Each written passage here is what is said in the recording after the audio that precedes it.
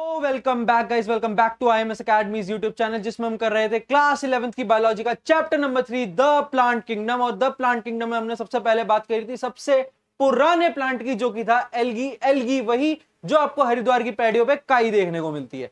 अच्छा, उसके बाद हमारे पास इसमें और एल्गी से भी आगे बहुत सारे मॉडर्न प्लांट हैं जो इसी किंगडम में लाई करते हैं, जिसमें से एक प्लांट जो कि है एंजियोस्पर्म, वो आपको मैं अभी नहीं पढ़ाऊंगा। क्यों? क्योंकि उसके लिए एक वैलिड रीजन है। उसके ऊपर डेडिकेटेड प्रॉपर क्लास 12th का फर्स्ट चैप्टर है, जिसमें आपको सिर्फ और सिर्फ एंजियोस्पर्म पढ़ाया जाएगा। अच्छा, एंजियोस्पर्म और एल्गी के बीच में कौन से प्लांट्स हैं? ब्रायोफाइट्स, टेरिडोफाइट्स, जिम्नोस्पर्म, जिसके बारे में हम इस चैप्टर में बात करने वाले, जिसमें से भी आज हम देखने वाले ब्रायोफाइट्स और टेरिडोफाइट्स को, क्योंकि ये लगभग एक दूसरे से सिमिलैरिटी ही लेकर चलते हैं साथ में। तो चलते हैं ब्रायोफाइट्स की तरफ। ब्रायोफाइट्स की तरफ तो ब्रायोफाइट्स के बारे में सबसे पहले कुछ इंपॉर्टेंट तथ्य बोले तो फैक्ट्स, कुछ इंपॉर्टेंट फैक्ट्स जो आपको ब्रायोफाइट्स के बारे में एनसीईआरटी देती है अपने पैराग्राफ में। आओ लिखते हैं उन्हें पॉइंट्स में। तो ब्रायोफाइट्स के बारे में सबसे पहला क्या है कि इट इंक्लूड्स लिवरवर्ट्स एंड मॉसेस। इसके अंदर दो टाइप के प्लांट्स आते हैं ब्रायोफाइट्स में। It includes liverworts. अच्छा, इसका डायग्राम जो है या फिगर जो है वो आपको एनसीईआरटी में दिखी है। लिवरवर्ट्स एंड मॉसेस, ये दो इसके अंदर लाई करते हैं। अच्छा, इसके बारे में और क्या पॉइंट्स दिया हुआ है कि it is known as amphibian of plant kingdom. It is also known as amphibian of plant kingdom. Amphibian मतलब वो तरह के ऑर्गेनिज्म जो पानी और जमीन दोनों पर अपना राज कर सकते हैं। Amphibian of plant kingdom. Plants में सिर्फ यही इकलौते ऐसे प्लांट्स हैं जो पानी के अंदर भी, पानी की सतह पर और जमीन पर, तीनों जगह ग्रो करने की क्षमता रखते हैं। अच्छा, ह्यूमन और एनिमल्स में एम्फीबियंस जैसे फ्रॉग, जैसे स्नेक, जैसे टॉर्टॉइस, जैसे टर्टल, ये सारे, क्रोकोडाइल तो रेप्टाइल्स में आ गया, बट हाँ मेनली यही फ्रॉग और किसी भी तरीके का टॉर्टॉइस और टर्टल जो है मेन एम्फीबियन है। किसमें? एनिमल्स में। और प्लांट्स में कौन है? ब्रायोफाइट्स। तो अगर कभी अगर क्वेश्चन आया, क्या क्वेश्चन आएगा कि which of the plant kingdoms organism known as the amphibian of plant kingdom? Option number 1 bryophytes, option number 2 algae, option number 3 none of them, option number 4 all of the above। तो आपको टिक करना है bryophytes पे। Bryophytes आपको NEET में +4 और school exam में +1 number जरूर देंगे। अच्छा, इसके बाद और क्या है? इसके बाद ब्रायोफाइट्स के ये दो पॉइंट्स के बाद ब्रायोफाइट्स के जो और इंपॉर्टेंट पॉइंट्स हैं, क्या है? इंपॉर्टेंट रोल है इसका एक प्लांट सक्सेशन में। Important role in plant succession, यानी प्लांट की पीढ़ी को आगे बढ़ाने में इनका बहुत ज्यादा रोल है। जाहिर सी बात है, ये दोनों तरफ है तो वहां पर इनका इंपॉर्टेंट रोल देखने को मिल सकता है कि प्लांट सक्सेशन में इनका रोल है इंपॉर्टेंट। अच्छा, इसके बाद क्या है कि इसमें से आप अगर सिर्फ मॉसिस को पकड़ो, मॉसिस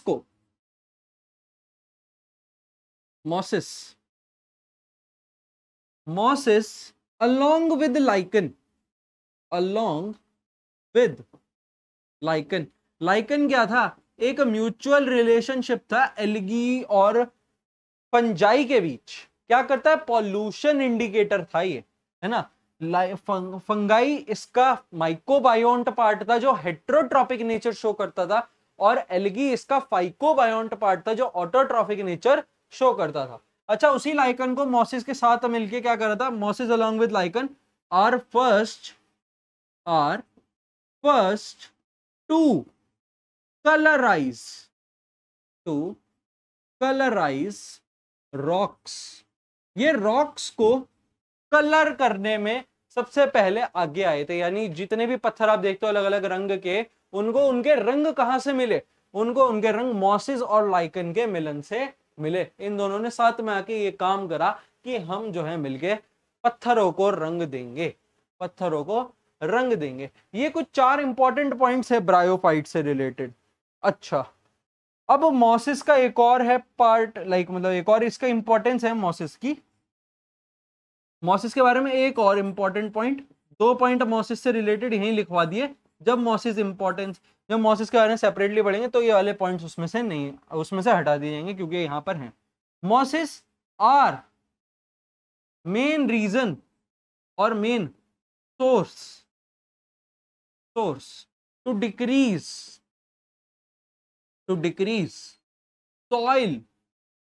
सॉइल इरोजन, यानी कि जो जमीन की, उपजाऊ जमीन की चीजें उगाने की जो क्षमता है वो अगर खराब होने लगी तो उसको सही करने के लिए मॉसिस आर वेरी प्रेफरेबल, वहां मॉसिस को यूज कर सकते हैं। अच्छा, एनसीईआरटी में क्या है? एनसीईआरटी में ये चीजें आपको दे रखी है एक पैराग्राफ में, बहुत बड़ा, बहुत बोरिंग सा पैराग्राफ है, बहुत बोरिंग। उसी बोरिंग पैराग्राफ को इधर पॉइंट्स में लिख दिया अलग अलग कलर में कि हर एक पॉइंट हर एक से अलग है, हर एक पॉइंट हर एक से अलग है। एनसीईआरटी में कोई फॉन्ट चेंज नहीं है, कोई पैराग्राफ चेंज नहीं है, लाइन चेंज नहीं है, एक सक्सेशन में एक लाइंस लिखी हुई है और पूरा पैराग्राफ बनाती है और यही लाइंस लिखी हुई हैं। अब मैंने बहुत सारे यूट्यूबर्स को देखा है, नाम नहीं लेंगे, जो प्रॉपर एक पैराग्राफ प्रॉपर जो एनसीईआरटी का उसको स्क्रीनशॉट करके यहाँ पे ऐसे डाल देंगे और उसमें सिर्फ ये पॉइंट्स ही मार्क करेंगे, ये पॉइंट्स मार्क करेंगे और उसमें भी सारी चीजें मार्क नहीं हो सकती, सारी चीजें एकदम से आंखों के सामने नहीं दिखती। वो कब दिखती है? जब अलग से ही वो आंखों के सामने लिखी है और वो यहाँ पर पॉइंट्स में लिख दी। ये एक टाइप ऑफ आपके प्रॉपर तरीके के फ्लैश कार्ड का भी काम करने लगेगा कि अगर आपको एट मोमेंट जानना है ब्रायोफाइट्स के कुछ इंपॉर्टेंट फैक्ट्स क्या क्या है, क्या क्या इसमें इंक्लूड होता है। लिवरवर्ट्स मॉसिस क्या बोलते हैं इन्हें? Amphibian of the plant kingdom. किसमें काम आते हैं? प्लांट सक्सेशन में। अच्छा, ये इसका जो मॉसिस है वो अगर लाइकन से मिले तो क्या करते हैं? रॉक्स को कलर करते हैं। अच्छा, ये जो मॉसिस है ये कहाँ काम आते हैं? सॉइल इरोजन को कम करने में काम आते हैं और प्लांट सक्सेशन में पूरे ब्रायोफाइट्स में लिवरवर्ट्स और मॉसिस दोनों काम आ सकते हैं। तो एक तरह का आपका एनसीईआरटी समराइज हो गया पॉइंट्स में, वो बोरिंग पैराग्राफ आपको और पढ़ने की जरूरत नहीं पड़ी। अच्छा, अब अगर आप, ऐसा नहीं है कि एनसीईआरटी अब पढ़नी ही नहीं है, पढ़नी है, लेकिन क्या पढ़ना है? ये तो मेन इंपॉर्टेंट पॉइंट्स है। जहां जहां आपको पॉइंट दिखेंगे तो आपको रिमाइंड हो जाएगा कि हाँ ये पॉइंट तो यहाँ लिखा हुआ है, मेरे नोट्स में लिखा हुआ है, इसके अगला पॉइंट देखते हैं, वो भी लिखा हुआ है। तो कोई एक आधा पॉइंट ऐसा बच जाएगा, शायद कोई छोटी मोटी इंफॉर्मेशन जो शायद मेरे से भी रह गई हो, तो वो वहां उसमें अलग हो जाएगी, पॉइंट आउट हो जाएगी, क्योंकि ये सारे पॉइंट्स आपके दिमाग में ऑलरेडी आ चुके हैं ब्रायोफाइट से रिलेटेड। तो यही ब्रायोफाइट्स के बारे में बातें थी। अच्छा, ब्रायोफाइट्स में आगे आते हैं लिवरवर्ट्स और मॉसिस के बारे में सेपरेटली बात करने के लिए। तो जरा पार्टीशन देते हैं, इधर बताएंगे लिवरवर्ट्स क्या है, उधर बताएंगे मॉसिस क्या है। तो लिवरवर्ट्स के बारे में कुछ इंपॉर्टेंट फैक्ट्स और जो भी चीजें आपको एनसीईआरटी बताता है लिवरवर्ट्स के बारे में बताते हैं। तो लिवरवर्ट्स क्या है? सबसे पहला पॉइंट, एसेक्सुअल रिप्रोडक्शन इनमें होती है। अच्छा, अब एसेक्सुअल रिप्रोडक्शन के तो कई सारे तरीके हैं, उसमें से कौन सी? एसेक्सुअल रिप्रोडक्शन थ्रू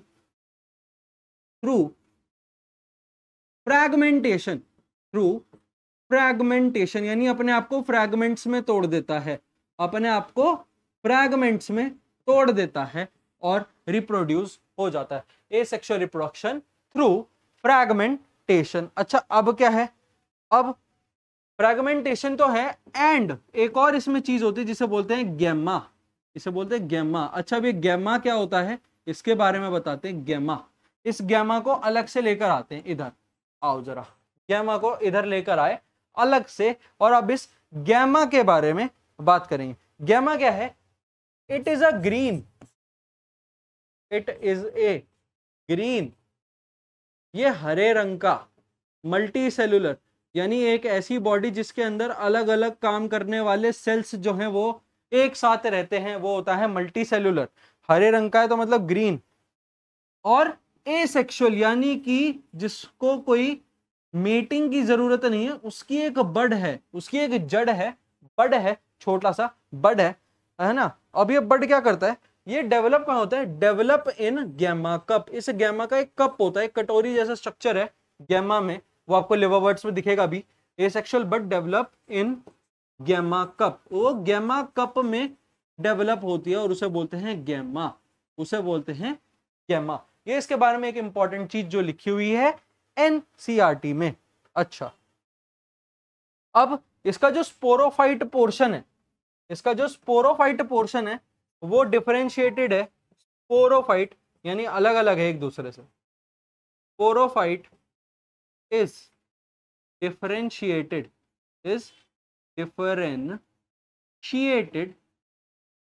इनटू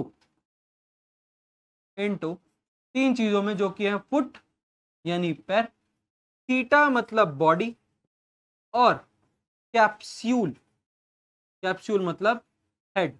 जैसे आपकी बॉडी तीन हिस्सों में डिवाइडेड है, your lower body, your mid and your upper head, वही तरीके का लिवर वर्ड्स भी है, फुट, सीटा एंड कैप्सूल। फुट मतलब पैर एकदम नीचे का, एकदम बेस, सीटा मतलब वो बॉडी।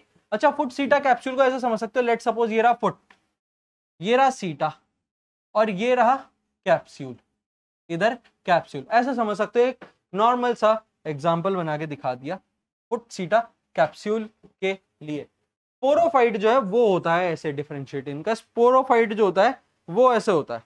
अच्छा, अब जो स्पोर्स होते हैं वो कैप्सूल में बनते हैं, ये एक इंपॉर्टेंट पॉइंट है ना। कैप्सूल में स्पोर फॉर्मेशन अकर, स्पोर फॉर्मेशन अकर्स, इसमें होती है स्पोर की फॉर्मेशन। स्पोर फॉर्मेशन कहां होती है? कैप्सूल में होती है। ये सारा लिवर वर्ड्स के बारे में आपको बताया हुआ था, ये सारा लिवर वर्ड्स के बारे में बताया हुआ था।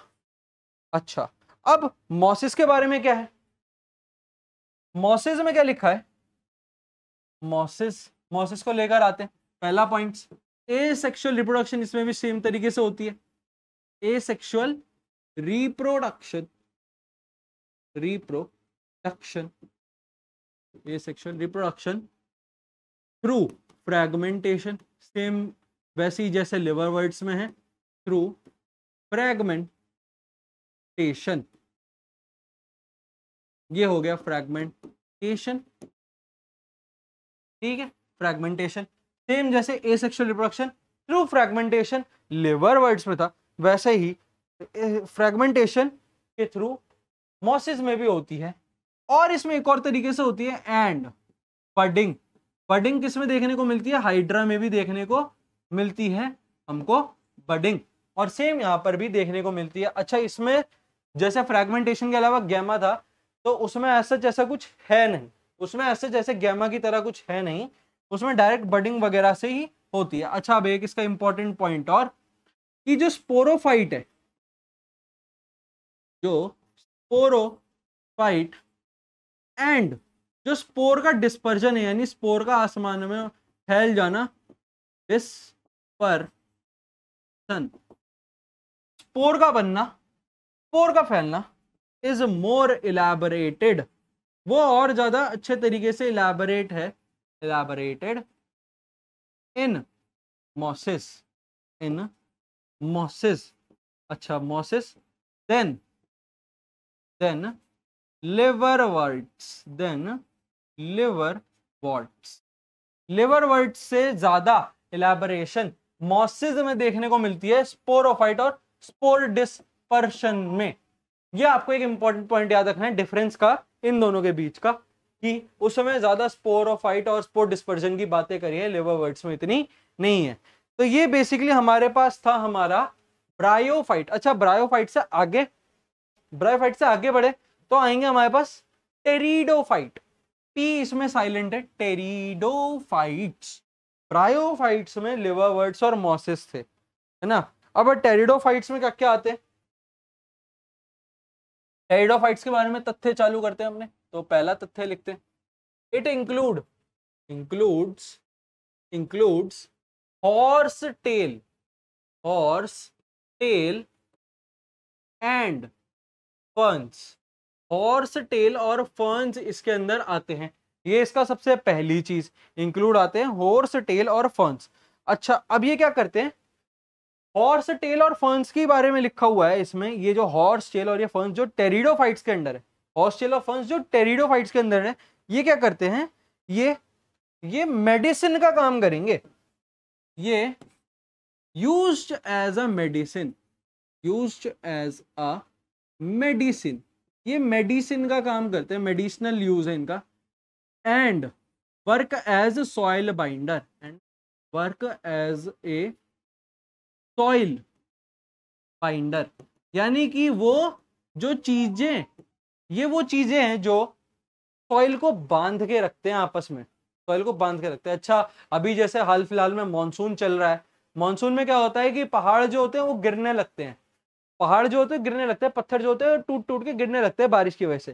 तो लोग क्या करते हैं, लोग पहाड़ों में ड्रिल करेंगे और जाल लगा देंगे, नेट लगा देंगे, वो बड़े बड़े पत्थर को तो नहीं, लेकिन उतने पत्थर मीडियम साइज के जो किसी राह चलते आदमी को, गाड़ी को, या किसी भी 2 व्हीलर व्हीकल को, 3 व्हीलर व्हीकल को, या पैदल चलते हुए आदमी को नुकसान पहुंचा सकते हैं, वो पत्थर उस जाल में फंस जाते हैं और रुक जाते हैं। अच्छा, वो बाइंडर बोलते हैं उस चीज को।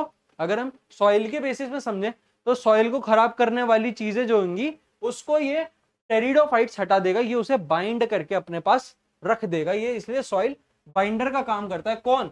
ये हॉर्स टेल और ये फर्न। अच्छा, अब ये क्या करते हैं, इन्हीं का ऑर्नामेंटल यूज भी है, यही ऑर्नामेंटल यूज भी आते हैं, यूज्ड फॉर मेकिंग ऑर्नामेंट्स, यही ऑर्नामेंट्स बनाने में भी यूज आ सकते हैं, यूज फॉर मेकिंग ऑर्नामेंट्स, यानी जेवरात, हीरे जवाहरात जो होते हैं वो ये बनाने में काम आ सकते हैं, मेडिसिन की तरह काम आ सकते हैं, मेडिसिन का यूज है, सॉइल बाइंडर की तरह काम आ सकते हैं, आते हैं इसके अंदर हॉर्स टेल और फंस। ये हो गया टेरिडोफाइट्स के बारे में कुछ इंपॉर्टेंट हमारे पास चीजें। अच्छा, अब इसकी कुछ कन्फ्यूजन्स हैं, कुछ इसकी कन्फ्यूजन्स हैं, उनके बारे में अलग से बात करेंगे, और ये टेरिडोफाइट्स और ब्रायोफाइट्स एंड करेंगे। कन्फ्यूजन्स ऑफ टेरिडोफाइट्स जो आपको नॉर्मली पेपर में बहुत सताएगी, तो ये आपको सताए इससे पहले हम इसको आपसे दूर लेके चले जाएंगे कि आपको सता ना पाए। तो इसके बारे में सबसे पहले कुछ चीजें हमारे पास। सबसे पहली चीज, इसका स्ट्रॉबिलाई और कोन का फॉर्मेशन। स्ट्रॉबिलाई और कोन का फॉर्मेशन कहाँ देखने, किस में देखने को मिलता है, स्ट्रॉबिलाई और कोन किस में देखने को मिलते हैं वो आपको बताना पड़ेगा। अच्छा, मैक्रोफिल कहाँ देखने को मिलता है वो आपको कंफ्यूज करेगा, मैक्रोफाइल और माइक्रोफाइल, और माइक्रोफाइल, ये 3 चीजें आपको इसमें बेसिकली कंफ्यूज करने के लिए रखी हुई हैं एनसीईआरटी ने भी, तो इनके बारे में आपको मैं अलग से ही बता देता हूं। तो स्ट्रॉबिलाई और कोन ये आपको जिसमें देखने को मिलेंगे उसका नाम है सिलैजिनेला, सिलैजिनेला एंड इक्विस्टेम, इक्विस्टेम। अच्छा, जो मैक्रोफाइल है वो आपको देखने को मिलेगा सिलैजिनेला, सिलैजिनेला में। अच्छा, जो माइक्रोफाइल है वो आपको देखने को मिलेगा फर्न्स में, वो आपको देखने को मिलेगा फर्न्स में। फर्न्स में आपको देखने को मिलेगा माइक्रोफिल, या आप डायरेक्टली याद रख लो, मैक्रोफिल आपको देखने को मिलेगा सिलैजिनेला में, और स्ट्रॉबिलाई और कोन फॉर्मेशन सिलैजिनेला और इक्विस्टेम में आपको देखने को मिलेगी। और इसी के साथ हमारा टेरिडोफाइट्स भी खत्म हो जाता है, और ये ब्रायोफाइट से कैसे अलग है वो भी आपको पता चल गया। ब्रायोफाइट्स की 2 चीजें, लिवरवर्ट्स और मॉसेस। टेरिडोफाइट्स की 2 चीजें, हॉर्स टेल और फंस। ये मेडिसिन और सॉइल बाइंडर की तरह यूज आता है।